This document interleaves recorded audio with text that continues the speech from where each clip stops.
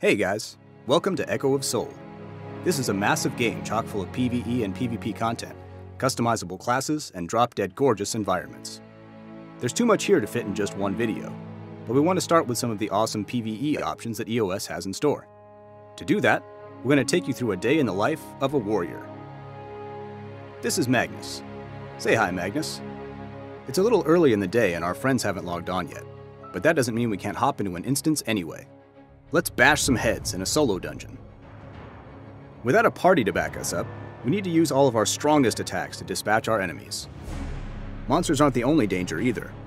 There are a few tricks and traps in the environment as well. Like that cloud of poison there. A solo boss will only drop gear for the class you're playing, so it's a really efficient way to gear up for more late-game content. And hey, even if you don't need the gear, there are leaderboards keeping track of the fastest clear times, so you can always compete against the rest of your server for bragging rights.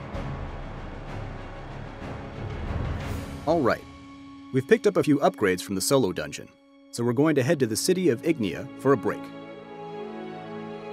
Ignia is sprawling and picturesque, as a capital city should be.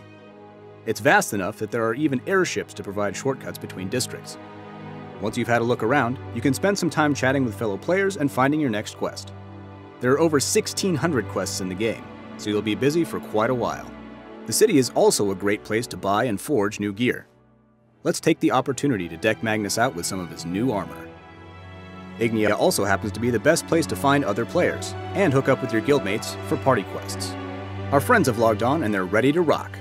We're suckers for variety, so we're bringing the whole range of classes to this party. The Rogue, the Archer, the Guardian, the Sorceress, and of course, the Warrior. Okay, let's make tracks for a party dungeon. I know we're all in this for loot, glory, and more loot, but why not take some time to enjoy the sights? With almost 60 unique maps, there's no shortage of amazing views. Here we are. This is the Lost Crypt. As you might expect, you'll find a horde of monsters in here, but Echo of Soul's unique approach to combat means you'll be tackling them in new ways. There is no dedicated healer, so the entire party has to coordinate their defensive and support skills to stay alive. When you add this element of cooperative survival into the mix, even tried and true boss strategies will keep you on your toes. We also have the opportunity to switch specializations outside of combat. With all of the different possible party compositions, every run is sure to be a new and challenging experience. As a warrior, Magnus can either tank or go for sustained melee damage. The Archer, on the other hand, can inflict maximum damage at range or buff the party in a support role. Great job, guys! Well, what are you waiting for? Check out that sweet loot. Go ahead and celebrate. You've earned it. Even after all that, there's still plenty of content we haven't hit yet. You can visit the Infinite Dungeons for randomly generated instances chock full of baddies.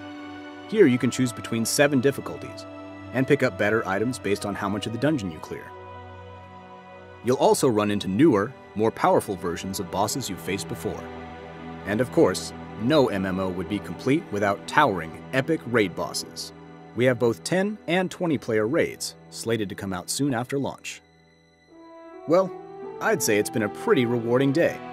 Just look at all that new gear Magnus is sporting. But tomorrow is another day, and there's still so much to do. Maybe we'll check out some PvP next time. Magnus will be right here waiting for you.